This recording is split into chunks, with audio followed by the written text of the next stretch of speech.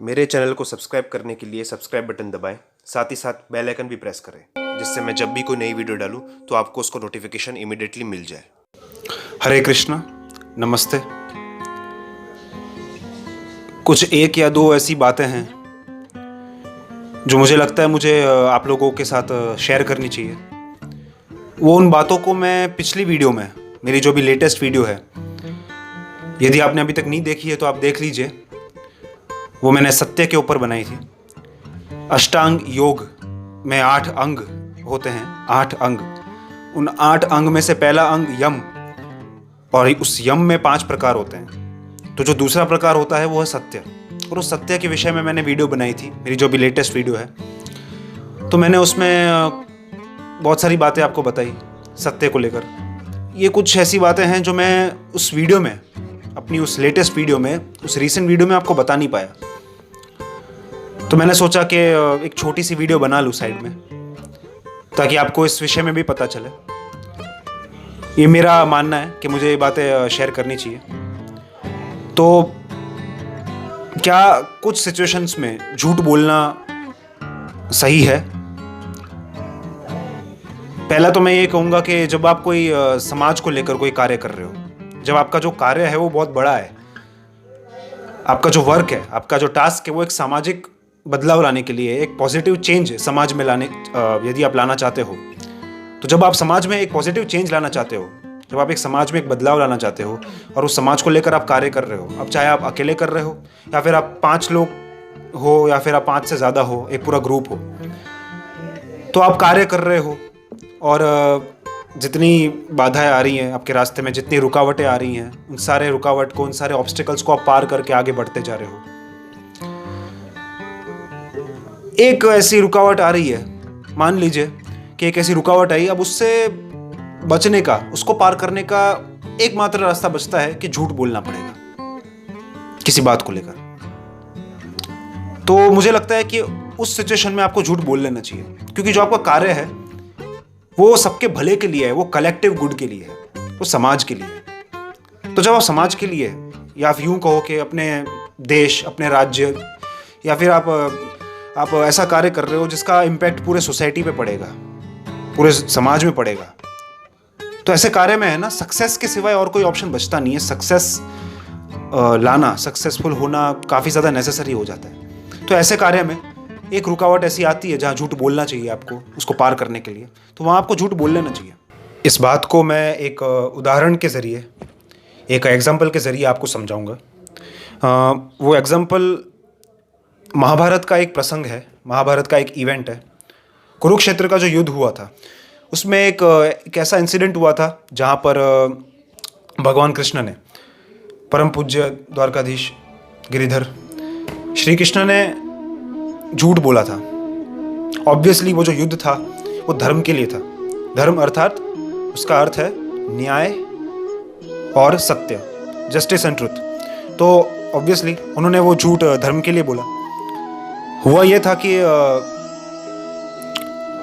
चुनौती थी उनके सामने एक चुनौती थी कि गुरु द्रोण को कैसे रोके, उनका वध कैसे करें, उन्हें पराजित कैसे करें। तो श्री कृष्ण ने ये झूठ बोला, और उस झूठ में 2 लोग और शामिल थे। एक थे युधिष्ठिर जी और दूसरे थे भीमसेन। श्री कृष्ण ने सबसे पहले भीमसेन से कहा, उनसे निवेदन किया कि आप जाइए और अश्वत्थामा नाम का एक हाथी है, उसको जाकर मार दीजिए, उसका वध कर दीजिए। भीमसेन वो बड़े आज्ञाकारी थे श्री कृष्ण के, उन्होंने ज़रा सा भी प्रश्न नहीं किया, श्री कृष्ण से प्रश्न नहीं करते थे। भीमसेन ने कहा ठीक है। भीम ने कहा हाँ मैं जाऊंगा। वो गए और उन्होंने वो हाथी जिसका नाम अश्वत्थामा था उसका वध कर दिया। और फिर झूठ के मुताबिक भीमसेन जोर जोर से गर्व के साथ दहाड़ते हुए, चिल्लाते हुए अपना रथ लेकर गुरु द्रोण के पास गए और बोले कि हे गुरु द्रोण, मैंने अश्वत्थामा का वध कर दिया, मैंने अश्वत्थामा को मार दिया। गुरु द्रोण वो चिंता में आ गए, उन्हें लगा कि ये क्या बोल रहे हैं ये। तो उन्हें विश्वास नहीं हुआ भीमसेन की बातों पर। अब युधिष्ठिर जी, अब बारी आती है उनकी। अब उनके लिए झूठ बोलने का कार्य बहुत कठिन था, क्योंकि जिन लोगों ने महाभारत पढ़ी है, जिन्होंने महाभारत देखी है, जिनको थोड़ी सी भी नॉलेज है उन्हें ये पता होगा कि युधिष्ठिर जी वो धर्म और न्याय का प्रतीक थे, धर्म का प्रतीक थे वो। और वो झूठ तो बहुत कभी बोला नहीं उन्होंने, और ये झूठ बोलने में उनको बहुत पीड़ा हुई थी। तो द्रोणाचार्य अपना रथ लेकर युधिष्ठिर के पास गए और उन्होंने युधिष्ठिर से पूछा कि हे युधिष्ठिर, क्या ये सत्य है कि मेरा पुत्र वीर गति को प्राप्त हुआ? क्या ये सच है कि उसकी मृत्यु हो गई? युधिष्ठिर जी ने बोला कि हाँ गुरु द्रोण, ये सत्य है, अश्वत्थामा की मृत्यु हो गई। उन्होंने केवल इतना बोला। इसका अर्थ ये है कि उन्होंने ये मेंशन नहीं किया कि कौन सा अश्वत्थामा, पुत्र या फिर हाथी। और सच बताएं तो जैसे ही युधिष्ठिर जी ने ये बोला कि हाँ अश्वत्थामा की मृत्यु हो गई, गुरु द्रोण श्योर हो गए। उन्हें लगा कि नहीं, युधिष्ठिर बोल रहा है मतलब सत्य है, और यही सबसे बड़ा पैतरा था। वो इतने दुखी हुए अपने पुत्र की मृत्यु के बारे में जानकर, जो कि एक्चुअल में हुई नहीं थी।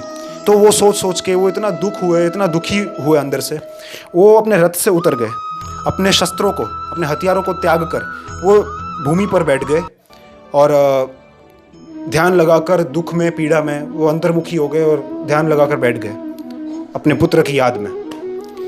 और फिर बारी आती है धृष्टद्युम्न की। धृष्टद्युम्न अगर आपको नहीं पता तो मैं बता दूं, द्रौपदी जो पांचों पांडवों की पत्नी थे, द्रौपदी के भाई थे धृष्टद्युम्न। और धृष्टद्युम्न के जन्म से ही ये बात निश्चित थी कि वो गुरु द्रोण की मृत्यु का कारण बनेंगे, वो गुरु द्रोण का काल बनेंगे। और वैसा ही हुआ। धृष्टद्युम्न गए, उन्होंने देखा कि गुरु द्रोण भूमि पर बैठ गए हैं अपने अस्त्र शस्त्र त्याग कर।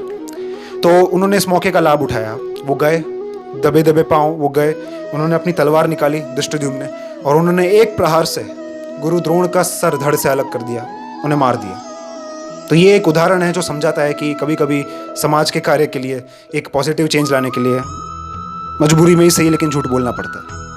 दूसरा, मैं सोचता हूँ कि जब आप देखते हो कि कोई निर्दोष, कोई इनोसेंट, एक गुड पर्सन, एक अच्छा व्यक्ति, जब यदि उसको बचाना हो किसी सज़ा से, या यूँ कहो कि कुछ क्रिटिकल सिचुएशंस में मान लीजिए कि जान बचानी हो, मान लीजिए ना, देखिए मैं जितना समझता हूँ कि मैं मैथमेटिक्स में अच्छा नहीं हूँ, मैथमेटिक्स ने कुछ नहीं सिखाया, लेकिन एजम्पशन करना सिखा दिया है, एज्यूम करना सिखा दिया है, और बहुत लोगों को सिखाया है। तो आप कर सकते हो, एज्यूम तो कर ही सकते हो। तो मान लीजिए कि किसी की जान बचानी हो, किसी निर्दोष की, इनोसेंट व्यक्ति की जान बचानी हो, तो मुझे लगता है कि झूठ बोल लेना चाहिए। यदि वो व्यक्ति निर्दोष है, झूठ बोल लेना चाहिए, यदि उस झूठ से उस व्यक्ति की जान बचती हो तो ये था मेरा आज का वीडियो। मैंने तो अपना काम कर दिया, लेकिन आप लोग अपना काम नहीं कर रहे। देखिए, जो लोग मेरे चैनल पर नए हैं उनका सब्सक्राइब करना या ना करना, इसके बीच कन्फ्यूजन रखना समझ भी आता है।